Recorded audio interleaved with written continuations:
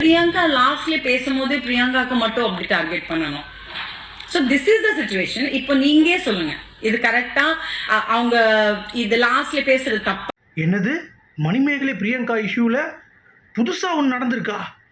என்னையா சொல்கிறீங்க அப்படின்ற மாதிரி மணிமேகலை அண்ட் பிரியங்கா இஷ்யூவில் வந்து பார்த்தீங்க அப்படின்னா, இப்போ மக்களுடைய ஒரு மனதில் ஒருத்தவங்க வந்து செட் பண்ணி அவங்களுக்காக ஒரு விஷயம் வந்து போயிட்டுருக்கு. பட் திடீர்னு விஜய் டெலிவிஷன்லேருந்து நிறைய பேர் உள்ளே இறங்கி நோ நோ நோ, எங்கள் ஆதரவு பிரியங்காவுக்கே, அதனால் மக்களுடைய ஆதரவும் பிரியங்காவுக்கு இருக்க வேண்டும் அப்படின்ற மாதிரி பிரச்சார பீரங்கிகளாக இறங்கியிருக்காங்க. இன்னொரு சைடு மணிமேகலைக்கு நல்ல ஒரு பீக் இருக்குது மக்கள்கிட்ட, மணிமேகலையை கிழித்தெடுத்த மக்கள் அப்படின்ற மாதிரி வேறு லெவலில் ஒன்று ட்ரெண்ட் பண்ணலான்னு சொல்லிட்டு ஒரு புதுசாக ஒரு பிளான் போட்டு ரொம்ப சூப்பராக உள்ளே இறக்கியிருக்காங்க அப்படிங்கிறது பார்க்க முடியுது. என்னடா இது, மறுபடியும் முதல்ல இருந்தா ஆரம்பிப்போமா அப்படின்ற மாதிரி. ஸோ விஜய் டிவியில் ஒர்க் பண்ணுற அந்த குக் வித் கோமாளி அப்படின்ற ஒரு நிகழ்ச்சி ஸ்ட்ரெஸ் பஸ்டர் ஷோ அப்படிங்கிறது உங்கள் எல்லாத்துக்குமே தெரியும். ஆனால் ஸ்ட்ரெஸ் பஸ்டர் ஷோவா? அது ஸ்ட்ரெஸ் பஸ்டர் ஷோ இல்லை, ஸ்ட்ரெஸ் உருவாக்குற ஷோ. பிக் பாஸ் தமிழ் ஷோவை தாண்டி ஒரு ஷோ அப்படிங்கிறது உண்மையான அதுதான் அப்படின்ற மாதிரி நிரூபணமாகும் வரைக்கும் இப்போ சில விஷயங்கள் வந்து டக்கு டக்கு டக்கு டக்கு நடந்துட்டு இருக்கு. அதாவது பிரியங்கா வந்து போட்டு அடித்து நொறுக்கிட்டு இருந்தாங்க. அதுக்கடுத்து கொஞ்சம் கொஞ்சமாக அப்படியே வந்து பார்த்திங்கன்னா பிரியங்காவுக்கு ஆதரவு இருக்கிற மாதிரியே ஒரு பிம்பம் வந்து கிரியேட் ஆச்சு. நேற்றுலேருந்து சோஷியல் மீடியா ஃபுல்லாகவே ஒரு 4 பேரை நங்கூர மாதிரி இறக்கி மணிமேகலைக்கு என்னமோ ஆதரவு இல்லாத மாதிரியும் பிரியங்காவுக்கு வந்து அப்படியே ஆதரவு எடுத்துகிட்டு வர மாதிரியும் ஒரு விஷயம் வந்து பண்ணிகிட்டு இருக்காங்க. இதையெல்லாம் பார்க்கும் பொழுது நமக்கு என்ன ஞாபகம் வருது அப்படின்னா, உங்களுக்கு ஒரு விஷயம் ஞாபகம் இருக்கா? அதாவது சிம்புவும் பப்ளு பிருத்திவிராஜும் அவர்கள் எனக்கு நடிக்க தெரியாதியா அப்படின்ற மாதிரி அவர் வந்து பேசி 2 பேரும் ஒரு டிஆர்பி எடுத்துகிட்டு வந்து கடைசி 2 பேரும் பார்க்குறப்பெல்லாம் வந்து கட்டி பிடிச்சிப்பாங்க அப்படிங்கிறது உங்கள் எல்லாத்துக்குமே தெரியும். ஸோ ஒரு வேளை டிஆர்பிக்காக நகர்த்துற ஒரு விஷயமா, இல்லாட்டி குக் வித் கோமாளிலாம் எவன் மதிச்சா இந்த சீசனில் அப்படின்ற மாதிரி நிறைய பேர் வந்து கேட்குறாங்க. இது ஒரு பக்கம் வந்து போயிட்டுருக்கு. சரி, திடீர்னு இந்த 4 பேர் எதுக்கு இறங்கினாங்க? திடீர்னு வந்து பிரியங்கா ஏன் இன்னும் இறங்கலை? ஏன் வந்து இவ்வளோ மௌனம் சாதிக்கிறாங்க? இப்போ மணிமேகலை பேசின இடத்துக்கு அவங்களுக்கு பதில் அளிக்கக்கூடிய ஒரு ஆள் யார் அப்படின்னு சொல்லி பார்த்தீங்கன்னா அது பிரியங்கா மட்டும்தான். இப்போது முழு விஷயம் தெரியாமல் நீங்கள் உள்ளே வரக்கூடாது, முழு விஷயம் தெரியாமல் நீங்கள் கருத்து தெரிவிக்கக்கூடாது அப்படின்ற மாதிரி இந்த புகழ் மாதிரி ஆட்கள்லாம் சொல்லும் பொழுது நான் என்ன சொல்கிறேன், அப்போ முழு விஷயம் உங்களுக்கு தான் தெரியாது. அப்போ எதுக்கு உங்கள் இதுலேருந்து 4 பேர் இறங்கி வந்து பிரியங்கா வந்து அப்படி பண்ணல, ஒரு ஜஸ்டிஃபிகேஷன் வந்து கொடுத்துட்ருக்காங்க அப்படிங்கிறது ஒரு மிகப்பெரிய ஒரு கேள்விக்குறியாக இருக்குது. ஓகேங்களா? ஸோ இது வந்து ஒரு பிக் பாஸ் 8 தமிழுக்கு ஒரு கொஞ்சம் அப்படியே பூஸ்ட் பண்ணலாம், ப்ளஸ் இந்த ப்ரோக்ராம் அப்படியே எடுத்துகிட்டு போகலாம் அப்படின்ற மாதிரி ஒருத்தவங்க வந்து பேசிகிட்டு இருக்காங்க ஒரு சைடில். இன்னொரு சைடில் வந்து பார்த்தீங்கன்னா இல்லைங்க, இப்போ வெங்கடேஷ் பத் இருக்கிற குஷிக்கு சும்மா வேறு லெவலில் இருப்பார். நம்ம டான்ஸ் ஆடிட்டு சும்மா வெங்கடேஷ் பத் வந்து ஆண்டி, அதாவது வந்து செஃப் தான் வந்து ஒரு போஸ்ட் போட விட்டார், நான் வந்து இந்த மாதிரி ஷோலாம் போட விட மாட்டேன், நீங்கள் வந்து புது ஷோ பண்ண போகிறோம் சன் டிவிலன்னு சொல்லி போட்டார் தாமு. அதுக்கடுத்து விஜய் டிவி கூப்பிட்டு வச்சு என்னையா நீங்கள் தான் குக் வித் கோமாளி பண்ணணும், இல்லைப்பா பட் அப்படி சொன்னாப்லையே, அப்படியா அப்படிலாம் கிடையாதுன்னொடனே ஜெஃப் தான் மாட்டி விட்டு பட்டு வந்து பார்த்தீங்கன்னா வெளியே வந்துட்டாப்புல. அடுத்து அவர் வந்து ஷோ பண்ணி இப்போ அவருக்கு தான் வந்து கொண்டாட்டமாக இருக்கும். ஏன்னா இந்த ஷோ வந்து ரொம்ப அப்படியே என்னடாது அப்படின்ற மாதிரி போயிடுச்சுல. இப்போ அந்த ஷோவில் டேலண்ட்டை ரெகனைஸ் பண்ணிகிட்டு இருக்காங்க. டாப் குக் டூ குக் ஷோவில் வந்து பார்த்தீங்கன்னா ஒவ்வொருத்தவங்களுக்கு இருக்க இண்டிவிஜுவல் டேலண்ட்டை வெளியே கொண்டு வந்திருக்க மாதிரி நிறைய விஷயங்கள் பண்ணிகிட்டு இருக்காங்க. இந்த மாதிரி கிரிஞ்சாக இல்லை, அதுதான் வந்து பாயிண்ட். இப்போ அங்கே வந்து அவருக்கு தான் ஒரு சந்தோஷம் இந்த இஷ்யூவில் அப்படிங்கிறது தான். சரி, ஏன் இவங்க இறங்கினாங்க, என்ன விஷயம் அப்படிங்கிறதை பற்றி இன் டீட்டெயிலாக இந்த வீடியோவில் நம்ம பார்க்க போகிறோம். ஸோ வீடியோக்குள்ள போகிறதுக்கு முன்னாடி நம்ம சேனல் நீங்கள் புதுசாக இருந்தீங்கன்னா கண்டிப்பாக சப்ஸ்கிரைப் பண்ணிக்கோங்க, வீடியோ மறக்காமல் லைக் பண்ணிக்கோங்க. இப்போ நம்ம வீடியோக்குள்ளே போகலாம். So Priyanka vs Manimegalai issue, Bigg Boss தமிழா என்னடா திடீர்னு இந்த கேள்வி கேட்குறீங்க அப்படின்றீங்களா? எனக்கும் நிறைய பேர் கேட்டாங்க, என்னங்க அதை பற்றி அப்டேட் கொடுக்க மாட்டீங்க அப்படின்னு சொல்லிட்டு. ஏங்க அப்படி ஒரு ஷோ இருக்குது அப்படிங்கிறதே வந்து பார்த்திங்கன்னா மறந்துருச்சு நிறைய பேருக்கு அப்படிங்கிறது தான். இப்போ ஃபுல்லாக ட்ரெண்டிங் வந்து அதுதான் அப்படின்றதுனால அதை கவர் பண்ணிட்டு கடைசியாக பிக் பாஸ் தமிழ் பற்றி நான் பேசுகிறேன். சரியா? அதை பற்றி நம்ம பேசுவோம். இப்போ என்ன ஆகிடுச்சுன்னா, பொய் சொல்லிட்டாங்க மணிமேகலை அப்படின்ற மாதிரி தான் ரீசெண்டான ஒரு விஷயம் வந்து ட்ரெண்ட் ஆகிட்டு இருக்குது. என்ன அப்படின்னா, குறைஷி வந்து நேற்று ஒரு வீடியோ வந்து போட்டிருக்காரு. அதில் வந்து திவ்யா துரைசாமியோட எலிமினேஷன் இருக்குல்ல, அந்த டைமில் வந்து பார்த்தீங்கன்னா மானே தேனே பொன்மானேன்னு போட்டு நான் கொஞ்சம் பாராட்டிக்குவா அப்படின்ற மாதிரி நம்ம பிரியங்கா வந்து கேட்டிருக்காங்க. அதுக்கு வந்து ஓகேன்னு சொன்னவங்க அது கொஞ்சம் பேசிகிட்டு இருக்கும்போதே மணிமேகலைக்கு வந்து என்ன ஸ்கோர் பண்ணுறா அப்படின்ற மாதிரி தோணி டக்குன்னு நிப்பாட்டியிருக்காங்க. அது வந்து எதுக்கு நிப்பாட்டணும்? அப்படி நிப்பாட்டினாலும் இது வந்து பெரிய இஷ்யூ ஏன் ஆகணும்? பிரியங்கிட்ட ஸ்ட்ரைட்டாக போய் சொன்னாங்கன்னா அவங்க சரி ஓகே நீ பண்ணிக்கோன்னு சொல்லிட்டு போயிருப்பாங்க.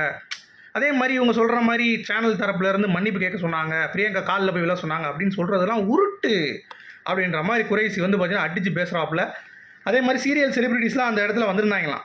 அப்போ வந்து என்னப்பா நான் ஜாலியாக இருக்கலாம்னு வந்தேன் சீரியல் ஷூட்டப்போ கிளிசரின் ஊற்றி கண்ணெல்லாம் வந்து பார்த்தீங்கன்னா அழ வைக்கிறாங்க, ஏன்னு பேச வச்சுட்டு இருக்காங்க. சரி அந்த கருமத்தை பார்க்க வேணாம்னு சொல்லிட்டு தான் இங்கே வந்தால் ஒரு நாள் இங்கேயும் சண்டை போட்டுருந்தேன் எப்படிப்பா அப்படின்ற மாதிரிலாம் வந்து பேசியிருக்காங்க. சரியா, இது ஒரு பக்கம் போயிட்டு இருக்கு. குறைஷி வந்து ரொம்ப ஆழமாக சொல்கிறாரு. அதாவது ஒரு கண்டஸ்டன்ஸ் ஒருத்தவங்க வந்து போகிறாங்க அப்படிங்கிறப்ப, ஒரு கண்டஸ்டன்ஸ் போகிறாங்கன்னா அதை பற்றி கருத்து தெரிவிக்கிறதுக்கு கண்டஸ்டன்ஸுக்கு எல்லா உரிமையும் இருக்கே. அந்த உரிமை மணிமேகலை கொடுக்கலையே. அப்போ அவங்கள எப்படி? அதே மாதிரி ரெஸ்பெக்ட்னு சொல்லிட்டு இருக்காங்கல்ல, அவங்க மட்டும் கொடுத்துட்டாங்களா சிவாங்கிக்கு? நீங்களாம் ஒரு குக்கா இல்லை கோமாளியா அப்படின்ற மாதிரி வந்து பார்த்தீங்கன்னா அவங்களாம் வந்து கேட்டிருந்தாங்க. என் கூடலாம் வந்து நீ வந்து இது பண்ணுற அப்படின்ற மாதிரி அந்த விஷயம்லாம் வந்து பார்த்தீங்கன்னா உள்ளே வருது. ஏடா அது அப்படின்ற மாதிரி தான் நமக்கும் தோணுது. நீ குக்கு, உனக்கு நான் கோமாளியா அப்படின்ற மாதிரி வந்து காரி துப்புனாங்களாம். இந்த மாதிரிலாம் சில விஷயங்கள் நடந்திருக்கு சிவாங்கிக்கு. அதே மாதிரி ரக்ஷனை மட்டும் பேச விட்டுறாங்களா அப்படின்ற மாதிரி குறைஷி அடுக்கடுக்காக கேள்விகளை வந்து இது பண்ணுறாரு. அப்படியே சரி அவர் கேட்ட கேள்வி கீழே அப்படியே வராங்க. கீழே வந்தால் ஃபுல்லாக நெகட்டிவ் கமெண்ட்ஸ். என்னப்பா பிரியங்காவுக்கு ஆரம்பிச்சிட்டிங்களா, இன்னும் வரிசையாக வரீங்க அப்படின்ற மாதிரி வந்து பார்த்தீங்கன்னா கேட்க ஆரம்பிச்சிட்டாங்க மக்கள். சும்மா இருப்பாங்களா அப்படின்ற மாதிரி. இது ஒரு பக்கம். ஆக்சுவலாக இதில் நம்ம கருத்தை வந்து நம்ம லாஸ்ட் சொல்லுவோம். அடுத்து ஒருத்தங்களாம் சொல்கிறேன் பாருங்கள். அடுத்து நம்ம சகிலா அக்கான்னு சொல்ல முடியாது, சகிலா அம்மா வந்து பிரியங்கா தப்புனா மணிமேகலையும் தப்பு தான். ஏன்னா பொறாம அவங்க நிறையா ஷோஸ் பண்ணுறாங்க. ப்ளஸ் வந்து பார்த்திங்கன்னா இரவும் பகலாக உழைக்கிறாங்க.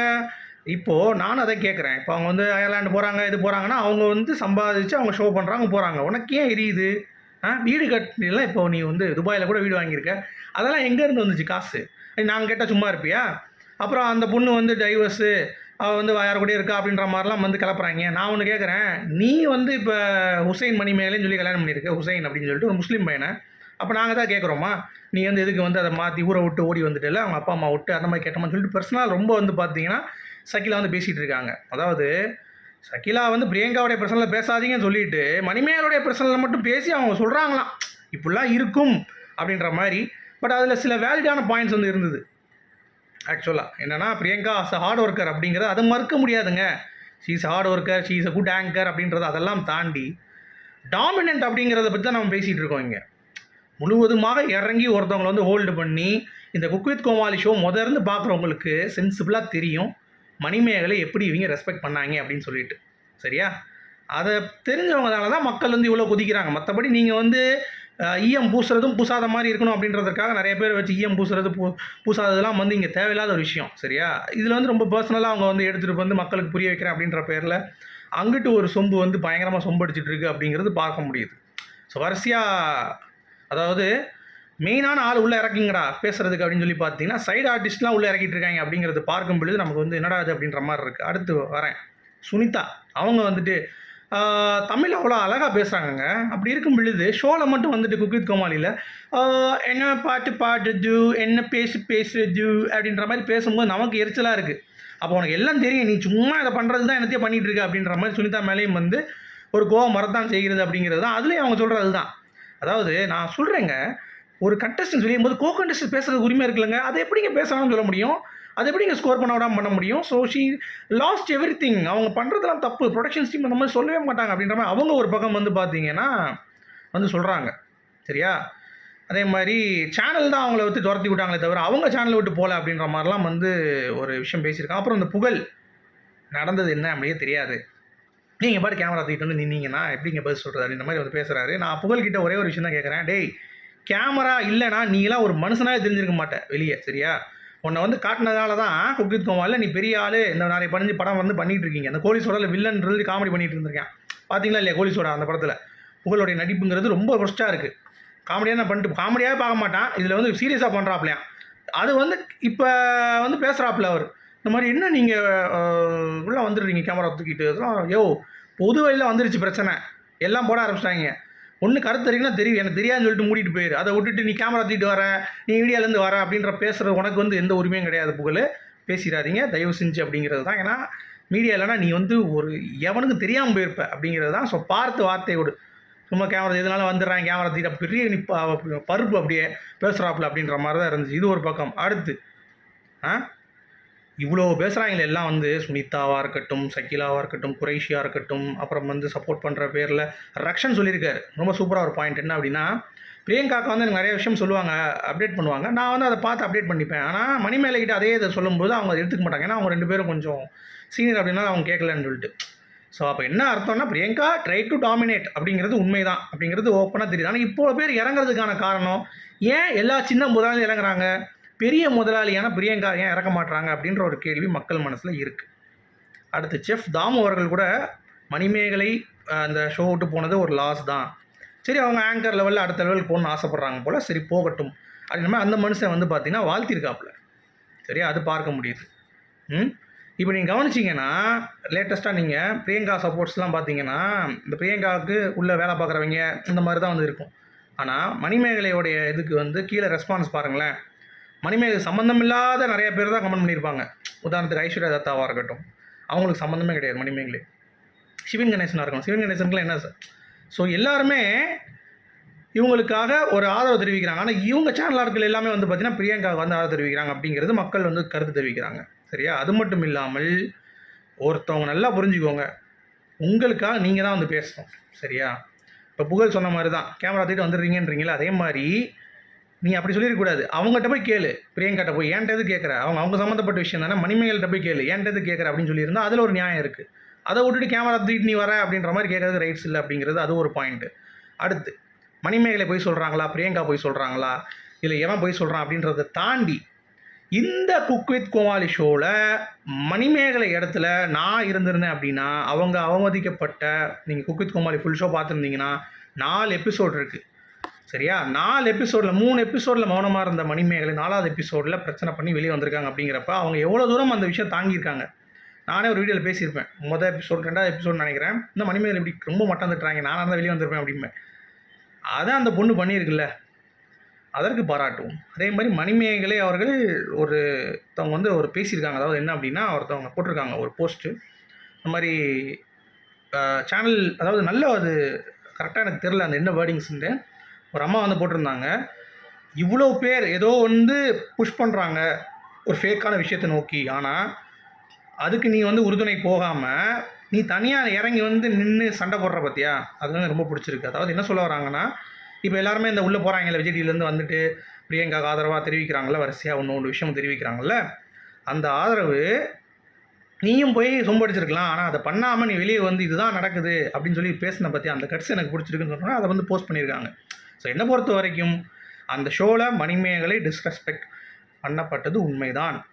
அதற்கு அவங்க வெளியே வந்து இவ்வளோ சீன் கிரியேட் பண்ணாமல் வந்திருக்கலாம் அப்படின்ற மாதிரி எனக்கு ஒரு ஃபீல் ஆகுது. சரிங்களா, அதை விட்டுட்டு இந்த மாதிரி நம்ம வந்து பேசினோம் அப்படின்னா கண்டிப்பாக பொறாமை தான் சொல்லுவாங்க. ஏன்னா அவங்க அந்த ஃபீல்டில் ஆளுமையாக இருக்கிறவங்களுக்கு நம்ம வந்துட்டு நான் தான் பெரியாள் அப்படின்ற மாதிரி, இப்போ ரஜினிக்கு விஜய்க்கும் ரஜினி வந்து பெரியாள்னு இருக்காரு, விஜய் வந்து நான் தான்டா அப்படின்ற மாதிரி சொல்லிட்டு இருக்காங்கல்ல, டேய் நீ என்ன பார்த்து அந்த காப்பி அடிச்ச அப்படின்ற மாதிரி வந்து ரஜினி ஃபேன்ஸ்லாம் போட்டு உரிச்சிட்டு இருக்காங்க விஜய். அதே லெவல் தான் இங்கேயும் நடக்கும். அங்கே டாப்பில் இருக்கணும் எவனையும் தொட முடியாதுங்க. ஏன்னா அவங்க அதுக்கான உழைப்புங்கிறது வேறு. எந்த ஒரு ஃபீல்டாக இருந்தாலும் சரி, இப்போ பிரியங்கா மாதிரி 16 வருஷம் அந்த அது இருந்து அந்த ஒரு இடத்துக்கு வர்றது அப்படிங்கிறது சாதாரண விஷயம் கிடையாதுங்க. சரியா, அது வந்திருக்காங்க. அப்படிங்கிறப்ப அந்த மாதிரி நம்ம வர முடியலன்ற பொறாமை என்றைக்குமே இருக்கக்கூடாது. நம்ம வந்துட்டோம், அவங்கள பீட் அடிச்சிட்டோம் அப்படின்ற மாதிரி இருக்கக்கூடாது. சரியா, அது வந்து எல்லா தொழிலையும் நீங்கள் வந்து புரிந்து கொள்ளுங்கள். சூப்பர் ஸ்டார் ரஜினிகாந்தாக இருக்கட்டும், நம்ம விஜயா இருக்கட்டும், நான் வந்து போய் நான் தாண்டா வந்து பாட்டெலாம் பாடுவாங்க, நான் வந்து சூப்பர் ஸ்டார் ரசிகண்டா அப்படிமா, அடுத்து சூப்பர் ஸ்டாரை பற்றி கேளாமல் பேசுவாங்க. இந்த மாதிரி எல்லா இதுலேயும் இப்படி தான் இருக்குது. வந்து அப்படி தொழில் கற்றுக்கிற வரைக்கும் முதலாளியுமே, அப்புறம் வந்து பார்த்து ட்ரௌசர் ஓட்டிட்டு போயிடுவேன். ஸோ அந்த மாதிரி ஆட்கள் வந்து கண்டிப்பாக மணிமேகலை இருக்க மாட்டாங்கன்ற மாதிரி தோணுது. பொறாமை போட்டி மாதிரி தெரியல, பட் இருந்தாலும் குக் வித் கோமாளியில் அவங்க அவமதிக்கப்பட்டது உண்மை. அடுத்து பிக் பாஸ் 8 தமிழ் பற்றின சில தகவல்கள் வந்து நம்ம சொல்லணும். நடிகர் செந்தில் அவர்கள் வந்து பார்த்திங்கன்னா உள்ளே வராங்க அப்படின்ற மாதிரி அப்டேட் வந்து வந்திருக்கு. ப்ளஸ் நியூ கண்டஸ்டன்ஸில் நான் ஏற்கனவே சொன்ன மாதிரி சந்தோஷ் பிரதாப் அவர்கள், அப்புறம் வந்து ஆக்டர் ரஞ்சித் அவர்கள், பாக்கியலட்சுமி சீரியல் நடிக்கிறார்ல அவர் படமும் வந்து பண்ணியிருக்காரு. அடுத்து ரொம்ப முக்கியமான ஒரு அப்டேட் வந்து பார்த்திங்க அப்படின்னா, சச்சனா நமிதாஸ் அப்படின்னு சொல்லிட்டு விஜய் சேதுபதி மகாராஜா படத்தில் டாக்டராக வந்து பண்ணியிருந்தாங்க, அவங்க உள்ளே வருவதற்கு வாய்ப்பு இருக்குது அப்படின்ற மாதிரி சொல்கிறாங்க. அது மட்டும் இல்லை, நம்ம ஏற்கனவே சொன்ன மாதிரி அந்த லிஸ்ட் வந்து அப்படியே தொடருது. ஸோ நம்ம தள்ளி போகுன்ற மாதிரி நேற்று ஒரு நியூஸ் வந்துச்சுல, இப்போதைக்கு நம்ம கேட்கும்போது விசாரிக்கும் பொழுது இல்லைங்க அது அக்டோபர் 6 தான் பிளான் பண்ணுறாங்க லான்ச் அப்படின்ற மாதிரி சொல்கிறாங்க. ஆனால் பிக் பாஸ் தமிழ் பற்றின சவுண்ட் இன்னும் காணுமே அப்படின்னு சொல்லி எல்லா பேரும் கேட்குறது புரியுது. அது கொஞ்சம் கொஞ்சமாக இந்த மேட்டர் வந்து டிசால்வ் ஆனானே வரும் அப்படிங்கிறது நம்ம சொல்லிக்கலாம். ஸோ உங்களுடைய கருத்துக்கள் சொல்லுங்கள். மீண்டும் சந்திப்போம். Good bye.